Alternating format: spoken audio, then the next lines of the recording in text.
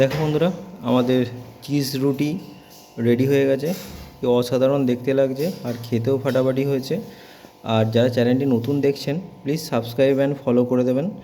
আর একটা রিকোয়েস্ট, যদি সম্ভব হয় চ্যানেলটা একটু শেয়ার করে দেবেন সমস্ত বন্ধুদের কাছে। আমাদের চ্যানেলটা একদমই নতুন। So thank you. নমস্কার বন্ধুরা, রান্নার পাঠশালায় আপনাদেরকে স্বাগত জানাই। আজকে আমাদের একটা রেসিপি বানিয়ে দেখাবো, যেটা আমরা সকালের জলখাবারে বা রাত্রে খেতে পারেন, বা আপনার টিফিন নিয়ে যান যারা স্কুল কলেজে বা অফিসে, তাদের জন্য দেখাচ্ছি। যারা হয়তো একভাবে রুটি তরকারি খেতে খেতে বোর হয়ে গেছে, এটা তাদের জন্য খুব উপযুক্ত। খুবই শর্টকাটে এবং খুবই সুস্বাদু একটা খাবার তোমাদেরকে দেখাচ্ছি। আমি তার জন্য বানিয়ে নিয়েছি একটা রুটি, জাস্ট সিম্পল রুটি, আমাদের আটার রুটি বাড়িতে যেরকমভাবে বানানো হয়। তো আটার রুটি। এবার এই আটার রুটির ওপরে আমি দেব একটু তরকারি। এটা শীতকাল হলে এই রুটিটার ওপরে ধনেপাতার চাটনি মাখিয়ে তারপর তরকারিটা দিলে আরও ভালো হয়। তোমরা চাইলে এখানে আলু ভাজাও ব্যবহার করতে পারো। আমি এখানে আলুর চচ্চড়ি নিয়েছি। তোমাদের কাছে যদি অন্য কোনো তরকারি থাকে আলু সবজির, সেটাও তোমরা নিতে পারো। তো আমি এখানে আরেকটু দিয়ে দেবো তরকারিটা। এবার যে কাজটা করতে হবে, আমি নিয়েছি একটা গেডার আর একটা চিজ। তো তোমাদের কাছে যদি কারো চিজের যে স্লাইসগুলো পাওয়া যায় সেটা যদি থাকে, তাহলে সেটা এরকম আলুর ওপর জাস্ট পেতে দেবে। আর আমার কাছে এরকম চিজ আছে কিউব, তার জন্য আমি চিজটাকে গ্রেট করে দেবো এর ওপরে। এইভাবে হালকা করে এর ওপরে পুরো গ্রেট করে দেবো।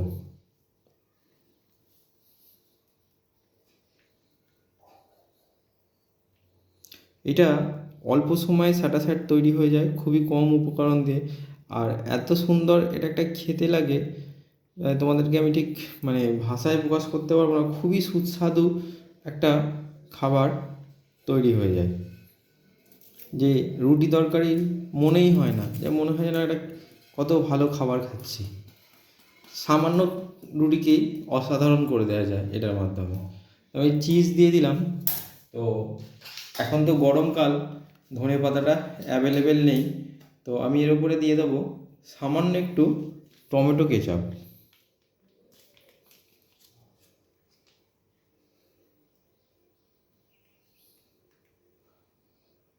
দিয়ে দিলাম অল্প একটু টমেটো কেচাপ। এবার এই রুটিটাকে আমি এইভাবে আমার চাটুটা গরম, এইভাবে ভাঁজ করে দেবো, ঠিক এইভাবে দিয়ে এই মুখগুলোকে একটা হাতে এইভাবে টিপে ধরে থাকবে, আর ভেতরটা এইভাবে একটু হালকাভাবে চাপ দেবে, যাতে আলুর সাথে চিজগুলো ভালোভাবে রুটিটার মধ্যে আটকে যায়। আমার রুটিটা এখনও গরম। আচ্ছা, তো আর যাদের বাসি রুটি খেতে ভালো লাগে তারা বাসি রুটি দিয়েও এটা বানাতে পারো, কোনো অসুবিধা নেই তার জন্য। এবার আমার চাটুটা অলরেডি গরম আছে, তো আমি এবার গ্যাসটাকে জ্বেলে নেব।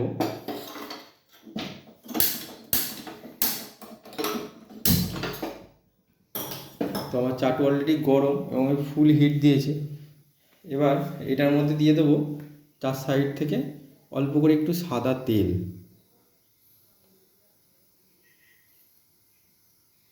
দিয়ে এই রুটিটাকে আমি একটু ভেজে নেব। বলতে একবারে কি একটু ভাজা ভাজা না, না পুরোটাকে শুকনো শুকনো করে যেরকম হালকা করে একটু ভেজে নিই। প্রথমে এই একটা সাইডকে ভেজে নিই, এটা একটু ভাজা হয়ে গেলে তারপর অপোজিট সাইডটা করব।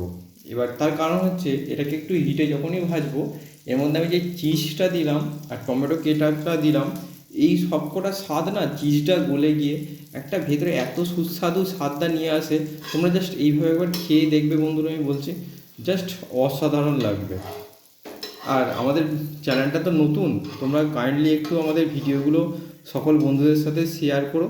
আর যারা নতুন বন্ধু তারা আমাদের চ্যানেলটাকে একটু সাবস্ক্রাইব করে রেখো। তো আমাদের এবার এই সাইডটাকে উল্টে দেবো।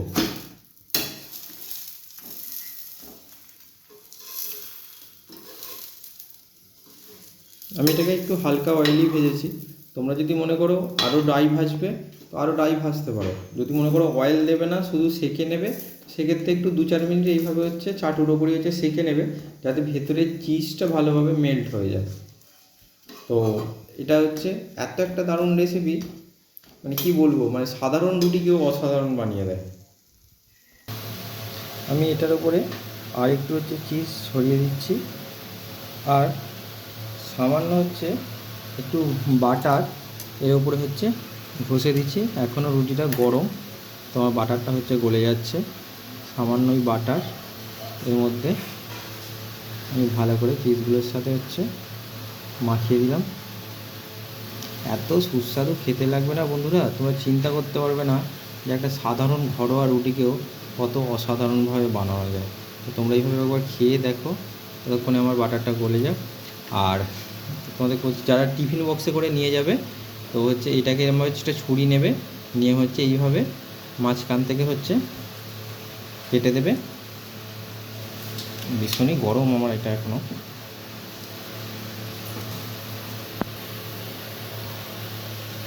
আমি এটার মধ্যে দিয়ে দিলাম আর একটু টমেটো কেচাপ। ব্যাস, আমাদের চিজ রুটি রেডি হয়ে গেল।